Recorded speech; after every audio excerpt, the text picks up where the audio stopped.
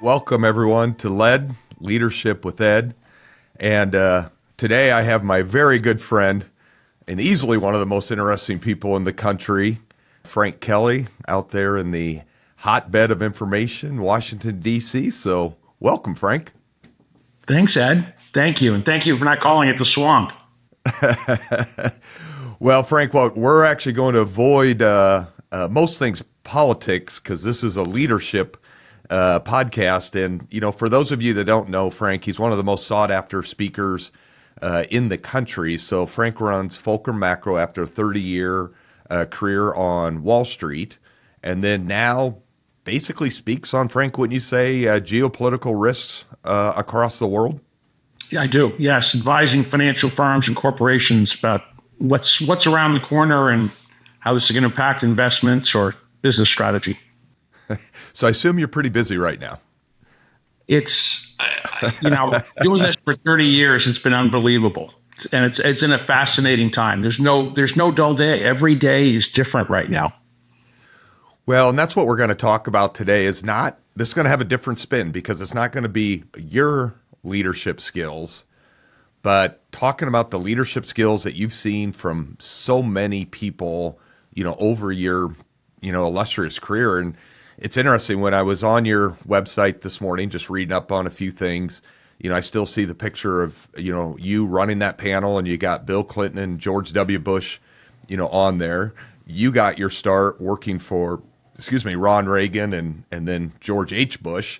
And then your dad was working for Senator Inouye when you were in college and growing up. So you've really seen leaders on both sides of the aisles, as well as people that have filled cabinet roles, and then also world leaders as they've come into D.C. So this is going to be a lot of fun because you have probably have seen more good leaders and bad leaders than other people in the country. Would you say? I have been blessed to see a lot of leaders. It's been fascinating to be a witness to history and getting those moments to be up close to people and see some of the unique things about them that I think really made them stand out as leaders, and some things that showed why they weren't very good leaders.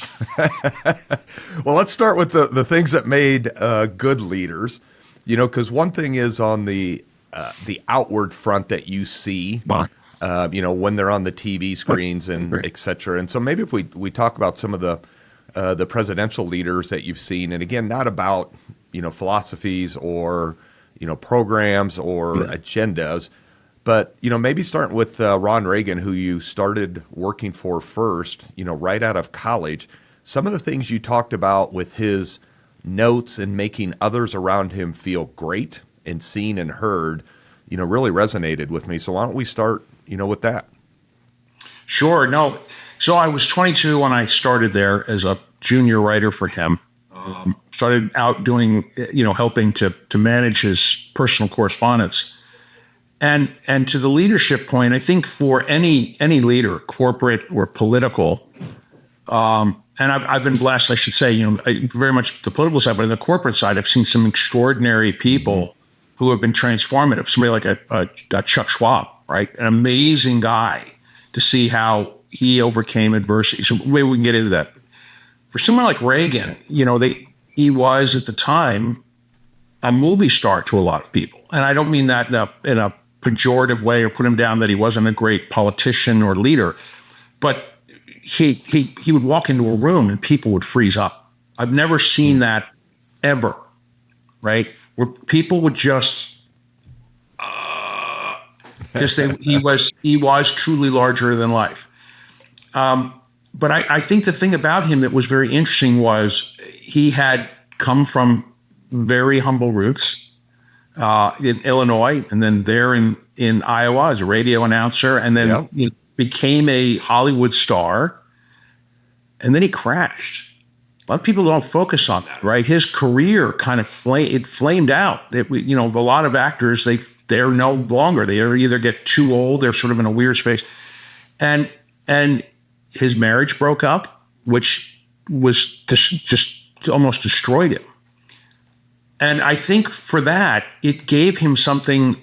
I strongly believe this. It gave him a sense of humility, of no man is greater than the other, and that service is critical to one another, and that self-sacrifice is critical. And that then when his political career took off again, I mean, when then his career, came back again, and that we can get into how he did that. But as governor and then as president,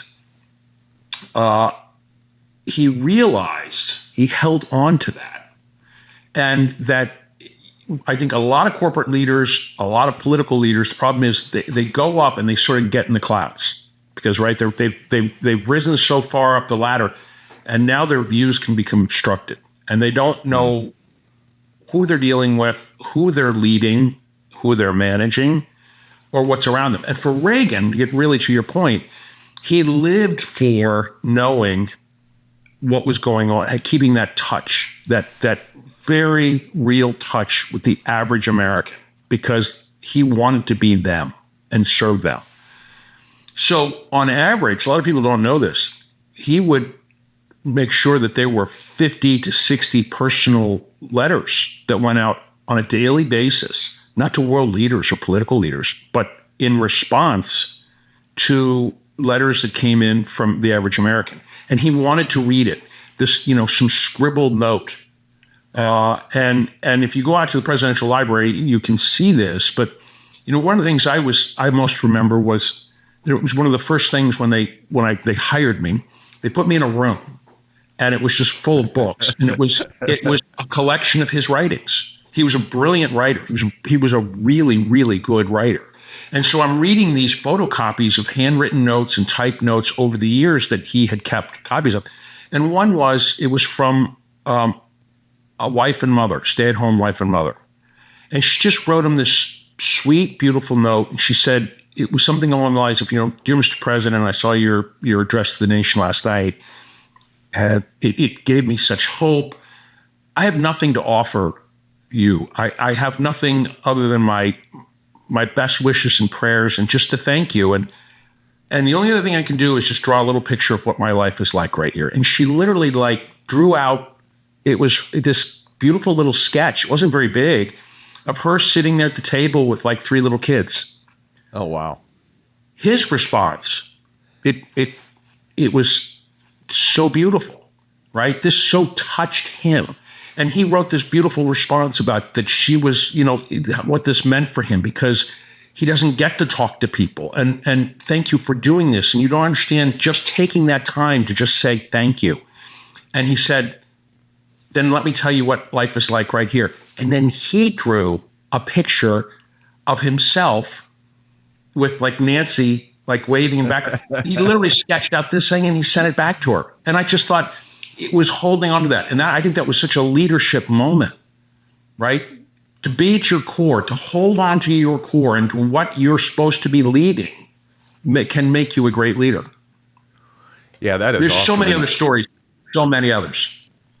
But I think one of the key components you mentioned there was humility. That I hear that so often, or it's such an attractive trait in a leader to remember where you came. I was fortunate to be at a luncheon with Dan Houston, the retired CEO of Principal Financial Group, yesterday. And when I think of a leader, that is someone I think about. And he just exudes humility and confidence, though, in the mission and what they were trying to do. And I think that's just powerful. And when you mentioned that about Reagan, and then maybe to flip to the other side, when you were on that panel with Bill Clinton, I know you've had a number of interactions with him, communication skill, being able to get your message out. What made someone like Bill Clinton, or when you've been with Barack Obama, or because Reagan was known as a great communicator as well, but let's move off him and say, with Bill or President Obama, what is it that allows a leader or is exuding from a leader in that communication style? I think one, connectivity. And there are, I can think of any number of politicians who are actually quite good speakers, but never connect with an audience, right? Who are extremely smart people and didn't connect with an audience. And I think you see this certainly every 4 years in the election cycle, where there's people that you're like, boy, they might be a really good president, but they're really smart and you don't connect. I think for Clinton, it was, he did not forget his roots. And I think that it was also a demon for him in some ways, right? This incredibly poor kid from Arkansas, but he truly enjoyed talking to people, and anybody. He drew energy from that, and there's a connectivity too of looking people straight in the eye, right? It's something that we try and teach our kids, which is increasingly, Ed, I know, when you're interviewing people for your great firm. You and I were even talked about it. Just to one of the most impressive things is when a young man or woman comes in and they give you a firm handshake and they look you straight in the eye. Yep. And there is a physical connectivity. So I think for Clinton, that was very much the case. And with Obama, there was an element of that, certainly an element of that. But he also exuded confidence, right? People are looking for leaders all the time, unless they are truly a leader and want to be that. But the vast majority of people want to feel confident that the alpha of the pack is confident. And it's when they look at you, how they speak, there's no hesitation, right? I think both of them, certainly Obama, people love to listen to Obama. I think Obama could get up and read the telephone book and the inflection and right. And those speeches, I mean, think of how many people would show up to his speeches and he would give this very confident speech. People love to listen, and they still like listening to him. Mm-hmm. I would agree with that. When you think of world leaders, anyone come to mind off the top of your head that just kind of exudes either that humility, that confidence, or that you've seen handle a crisis better than others?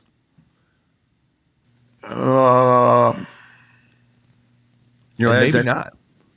I actually don't. I think this is part of the crisis we have in the world. We don't have world leaders like we had, and I'm not being political. We think back to the days of Ronald Reagan, Margaret Thatcher, Helmut Kohl of Germany. Big burly Helmut Kohl.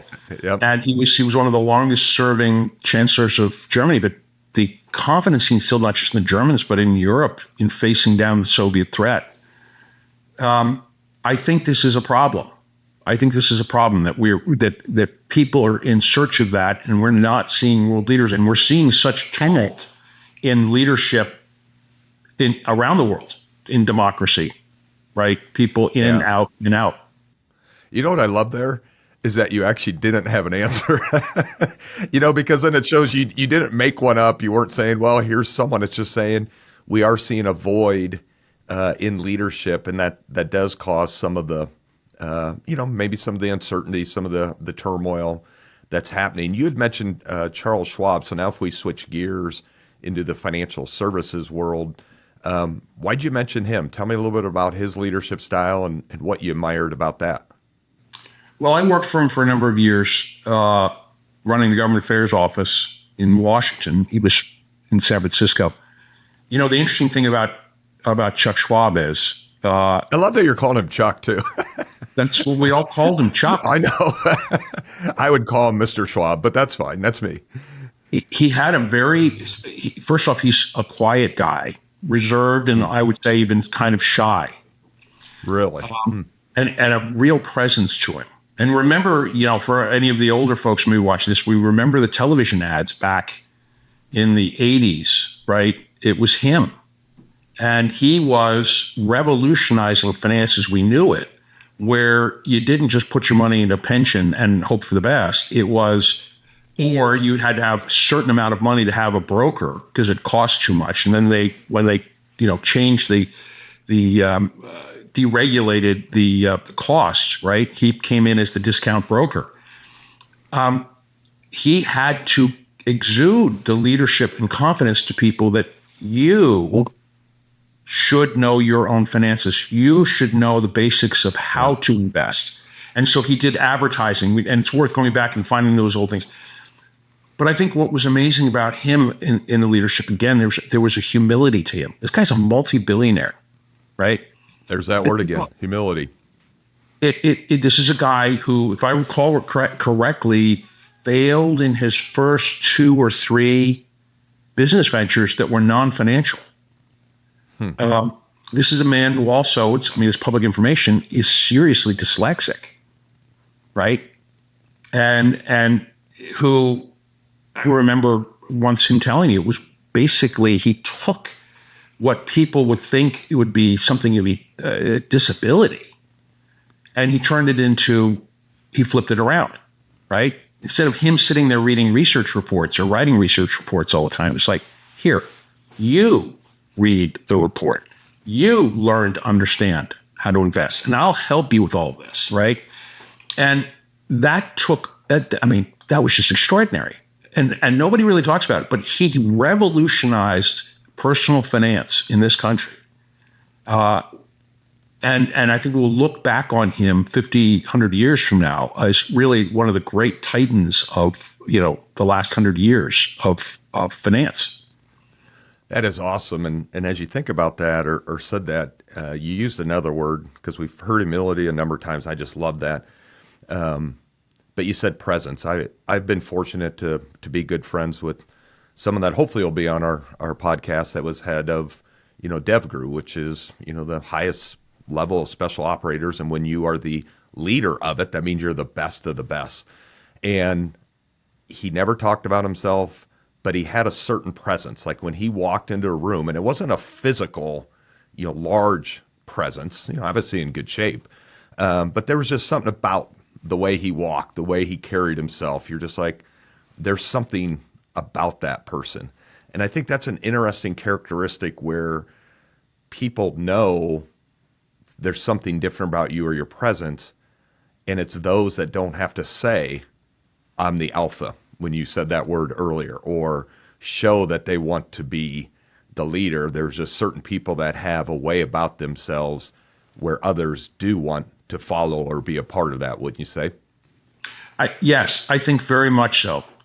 But I also think, this is not as if there is, I don't believe that that you're necessarily born this way, right? There is that great debate. Are leaders born or are they developed? And I think, I go back to the Reagan example, somebody who failed, or Chuck Schwab who failed, right? And there's many others who have failed and come back and they have taken that failure and they have not gotten rid of their humility, and they have not also allowed anxiety and self-doubt to overwhelm them either, right? You can lack you can be confident in yourself and be humble as well, right? You can be strong and you can be humble. Humility is not weakness. It's not that you're, Mother Teresa. Perfect example. Mother Teresa. I was around her a couple times, right? Why were you around Mother Teresa? That is awesome. Here in D.C., and she and Reagan had this unbelievable relationship. There's a great story. She was the first person to see him after he had been shot and released from the hospital. And his first day back, there was a great PBS documentary that covered on the life of Reagan.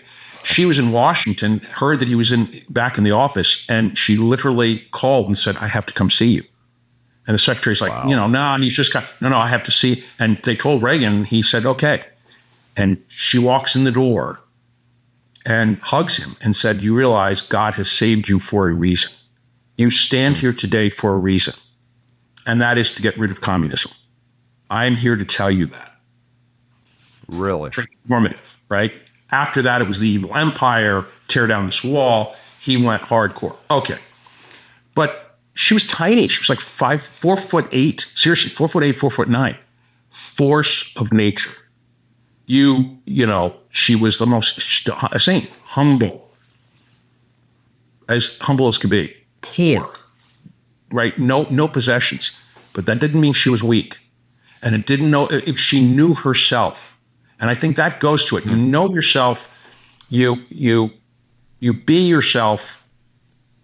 You don't worry about, because true humility, you don't care what people think about you. And if you're serving other people, You're going to be strong and determined. If you have that mindset, you're also humble. I mean, there's all of these things here that people get, mixed up with. I don't know if I'm making much sense, and I'm working through this for a variety of reasons, which we can talk about in a minute. But in terms of actually trying to write a book about this, but we live in an age of incredible anxiety. Everybody's anxious. Yeah. Everybody's medicated, and anxiety is self-doubt. Anxiety is a lack of confidence in some ways. It's not. I'm not a psychiatrist. I'm not trying to, but there are elements of this, right? And then when you can't find leaders, and there's a lack of leaders, I think part of it is, what? Life is what it is. I'm going to do the best I can, and I'm going to do what I think is best. And if you guys want to follow me, let's go. Well, you said, when you said you're not sure if this is making sense, so a couple things you said that made total sense to me. Every leader has self-doubt. I think about different times in my life and business decisions, that I've made, and the doubt is creeping up. But it is that, where I've told people, my gut though told me this was the right thing to do, and I'm going to override or overrule the self-doubt because I know that this is the right path. And I've been fortunate that those have turned to be accurate. But there was those nights where you wake up with the self-doubt, and then you say, I'm not going to let that anxiety or that stress or that self-doubt overrule what my gut and my heart is telling me that this is the right decision. And then I loved when you called Mother Teresa, a force of nature, because we all know people like that. Yet, as you said, she was 4'8", but literally changed the world in so many ways for the positiveness. And then we see people that have, the physical stature that can, also do that. But leaders come in all shapes and sizes is what I took, from that of what you said there, on that. So no, I thought that was awesome. You had mentioned when we talked previously about, one of the popes and, what a great leader, that was. So I think it's also, leaders can be world leaders. They can be, running companies. They can be, servant leaders like Mother Teresa in a country. Tell us why you brought up the Pope. And I think it was Pope John II, if I remember correctly. John Paul II, yes. Or John Paul II, yeah. You can't just say John with the Pope. Yeah, good. It's well,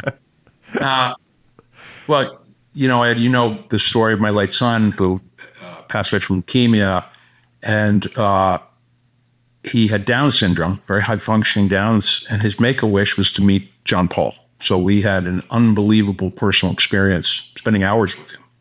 Real quick, so people know this story, Brendan passed away when he was 15 from the leukemia, which was an ongoing battle. But his decision to see the Pope, just talk a little bit about that, because that's great leadership right there for him, going into the room with that incredible organization, Make-A-Wish, but coming out and tell them the age at which he was. He was 4, and he was first diagnosed with leukemia when he was 3. He had it 3 times, basically battled it off and on over 13 of his 15 years before finally succumbing. When he's 4, the Make-A-Wish people, you get it, it's an unbelievable organization. He gets a wish. But they're very smart. They're very savvy about it, right?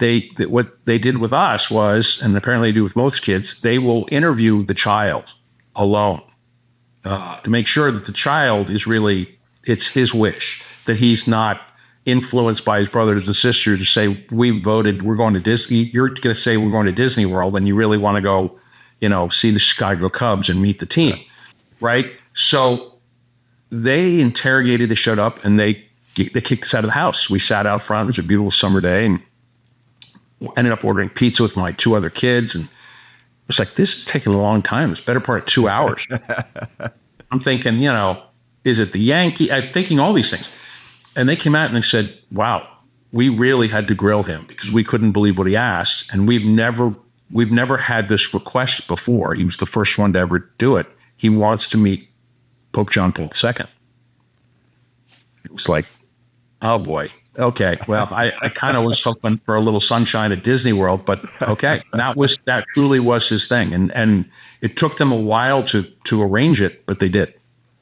And when he was over there, just talk about just how generous and caring, which you would expect, but just above and beyond, and other things you noticed about John Paul II. So he was a man who was at that point very much suffering, right? He was bent over and when he was walking, and it almost as if he was carrying an invisible cross, and it just was incredible. So he had mass in the morning we attended, and there were about 15, maybe 20 seminarians. And I remember an archbishop who had brought them. So that was all that was there that I recall. And after the service, we were asked to go out into a long rectangular room and form a line. And then the Holy Father would spend 5 or 6 minutes greeting each person because there was only 24 of us we brought it down. And so the Holy Father was ahead of us, and where we were was very much sort of the end of it, but it was the apex of the line. It curved around. So he was down there and this line, and there's some archbishop. And I can't even remember who he was, and he looked like central casting of an archbishop. And I'm holding Brendan's hand, and Brendan sort of looked up, and I just remember him going, "What the heck?" Just as a Downs kid, what the heck? There's this line. And he bolts. He just takes off for John Paul, who's now, they gave him a seat because he was really to sit in. This beautiful seat. Great leadership by Brendan. He's bolting. He's going. Taking action. Right? And you see the papal security in this, not a huge room. So like, and I'm running after him, about ready to say, an obscene word, cursing in front of, 5-10 feet in front of the Pope. And I look up and the Holy Father says, "Papa, dear Father, no, Bene, come to me, child, come to me." And he took Brendan in his hands, his head. And I remember being 4 or 5 feet and they were talking to each other. I couldn't hear a word. And this went on and on and on. And the Holy Father looked up at me and he said, "It's okay." And he moved Brendan to his side and had his arm around him. And I'll never forget this because this was leadership. He then turned to this archbishop and said, "Come on, now you can meet me," and introduced him to Brendan. And it was a teaching moment for every one of those seminarians. This is special, a Downs child. Meet Brendan. And Brendan is in everybody else's photo with the Pope. But I thought that was leadership, right? He was there with who many in society would think would be the least, a special needs child. But instead, he elevated him and put him right there with him. And literally, I'm standing with my wife and 2 other kids, and we're at the furthest part of the line, working our way around, finally get to Brendan, who just looks up at us and just starts smiling and laughing. And the Holy Father's like, "Family photo, everybody come together." But I thought that was leadership, right? It was true love for this little boy. And he knew the situation. He'd been briefed before this, that Brendan had cancer. But then he also used that as a teaching moment, a leadership moment with everybody else. There were so many things there. Well, and I just love that because leadership comes in so many different forms. And that was an example of showing and elevating others and empathy. Those are all great qualities. And like, as you said, the Pope was going through his own suffering, but to say, I'm going to make time for this, I'm going to do this. And I think so many great leaders will put the interest of their team and others well before their own interests is what I found. And again, another attractive, just leadership quality is being able to put others and the value of the team or the organization or the, whatever it is that you're leading in front of your own interest. And that's powerful. So that's an unbelievable story. So that's great. And one thing I say, though, Ed, it was interesting because it was this teaching moment and everything else. This sounds sort of a little dry, sort of, automatic, just not really human. What was really interesting was when the next, the archbishop or the next seminary, until they came up, there was John Paul and Brendan goofing with each other, laughing, right? And a leader enjoys the moment. This is not, sacrifice doesn't necessarily mean it's not going to be fun, right? And live in that moment. That's the other things. I think a great leader isn't thinking about his legacy. He's not thinking about necessarily when he's doing something. He's not thinking about tomorrow or the next day. He's leading right now, right? He's present. He's leading now and enjoying the journey. That's the other thing I'd tell people on here. Some of the courageous conversations, some of the decisions you have to make, some of the angst and different things going on, are people maybe letting you down that you've invested so much time and energy on. That's all just part of the journey. And if you're not willing to embrace the journey, the ups and downs, the highs and lows, then that may not be the right spot. So Frank, we've got about 5 minutes left, and it was interesting when I reached out to you, when you said, "Hey, good timing," because I'm also thinking and starting to write this book on leadership. Tell me, or tell our listeners about that. Tell us what the framework of the book, what you're writing, how it's going to be different and beneficial to those that hear this that can get on the the order list at some point. Well, I got to write the book, and for everybody, this is not a cheap setup promo. This is something I just have started sketching out. But Ed came to me about this, and I was like, that's unbelievable, because I really have started working on this, and I talked to a couple publishers about it, of my personal experiences of what went on and what I saw with great leaders and how anybody can be a great leader. So, but I think the real important thing here is those people, we talk about humility, we talk about kindness. What you're really talking about is about virtues. And the greatest leaders are virtuous leaders, right? They embrace virtues, which we could do a whole discussion on. And so it's something I want to do. And sort of these experiences, it's not about me, but what I got to witness. I got to be the fly on the wall, or maybe even a little bit more fly on the wall. We didn't talk about it, but Nick, I got it for in here. Don't worry, people. He'll be back. I'll be back. We talked about, quickly mentioned President George H.W. Bush, who I worked for, my wife worked for. I wasn't a senior aide. I was a junior guy. But somebody told him after his presidency that Brendan had cancer. And that all Brendan wanted to do in life, as a little Downs kid, wanted to be a CIA agent. The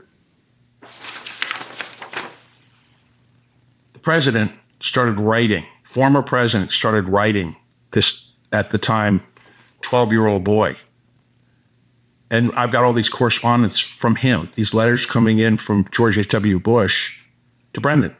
Now, this one is George H.W. Bush used to be the former head of the CIA. CIA, yep, exactly. And this is, the long and the short of it was, he went and got the former head of clandestine operations at the CIA to come over and meet with Brendan. And they started training him, which is a great story unto itself. And I thought, this man is retired. He's seen the world. He has been presided over the fall of the Berlin Wall, and he's writing letters. Again, it's the touch. Be human. True great leaders are human, and they embrace their humanity, and they are virtuous in doing it. So this is something that I'm exploring, and as I'm writing this, and it does. And you don't have to be Ronald Reagan. You don't have to be George Bush. You don't have to be Chuck Schwab. You can just be the guy who's managing the plant, or running a trading desk, or you're just out there on a telephone pole working with the team, right? That changes the world. Doesn't matter what your status is. Anybody can be this. And I think that's what people forget, and they don't understand their full potential to be a leader. Well, that was incredible, Frank. Your stories, I could just listen to those all day, and this hit everything that I thought. When you think of, the force of nature, we heard humbleness, we had the presence, we had, the suffering, and then, the virtuous to end with, that every great leader, has been virtuous, and it just exudes out of them, is true. So, Frank, you're a true friend of mine, true friend of the country. Just always love being a part of around you and hearing you. And I would say one of the true great leaders and mentors that I've had. So thank you for joining us today. That's so kind of you, Ed. Thank you. Yeah. And go to Fulcrum Macro website for Frank if you do just want to learn more about him and the things that he's doing. But thanks for joining us. This is Ed McGill signing off for Leadership with Ed.